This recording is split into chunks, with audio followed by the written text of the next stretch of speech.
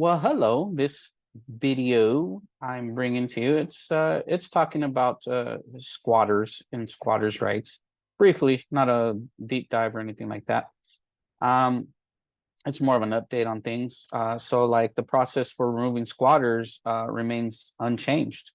Um, so despite a possible revision to the process through which squatters are removed, the governor vetoed SB 1129. This leaves the process unchanged. So if you don't know what a squatter is anyone who lives on the property without permission or legal claim. They don't pay rent, property taxes, they don't have a legal title to the property. There's been times that they even create a fake lease, which they use to misrepresent their interest in the property. That's something that's happened in the past. With an increase in the number of property owners faced with the problem of squatters, discussion of this issue has become more prevalent, with many Arizonans under the misconception that they will soon have new powers to combat squatters. Under current law in Arizona, squatters must be pursued through the court system, a process that takes time and a lot of money sometimes. The property owner can not only experience property damage, but also the loss of rental income. They are often forced to incur court filing fees and legal fees to pursue that eviction. According to Door Loop, which is one of them services out there, on average, an eviction in Arizona takes anywhere between 9 days and 41 days. 9 and 41 days to complete on average. So based on the above, the Senator Wendy Rogers brought forth legislation this year that could speed up that process pursuant to SB 1129.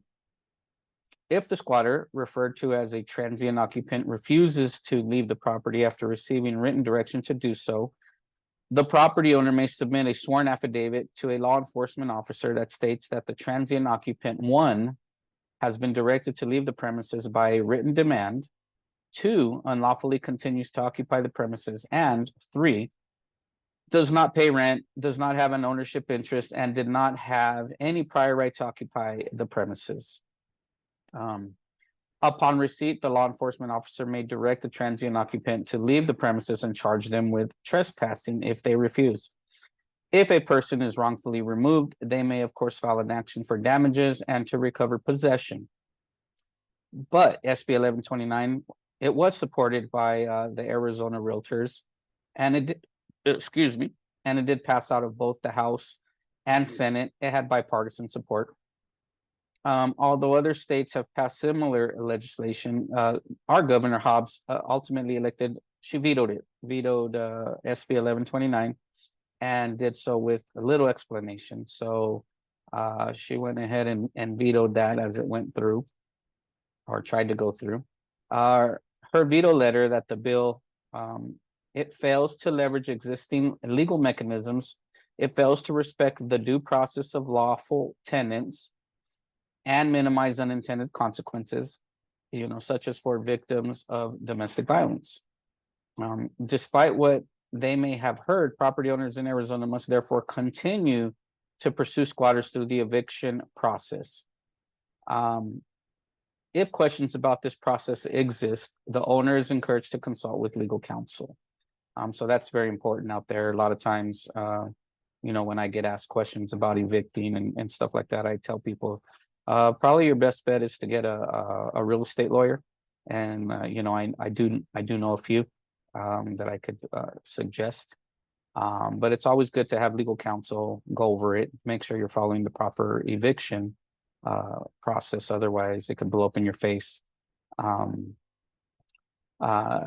Arizona Realtors looks forward to working with legislators and the governor in future legislative sessions to find a mutually agreeable solution to the problem of squatters. So yeah, squatters is a thing, and people often ask me about it and how easy it is to evict and how easy is it to get people out.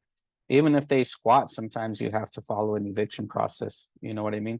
That's why it's important if you do have a vacant property or something like that that it's not fully occupied, visit it regularly to make sure that you don't have any squatters that go in there and establish some kind of tenancy or something like that. You want to be on top of that.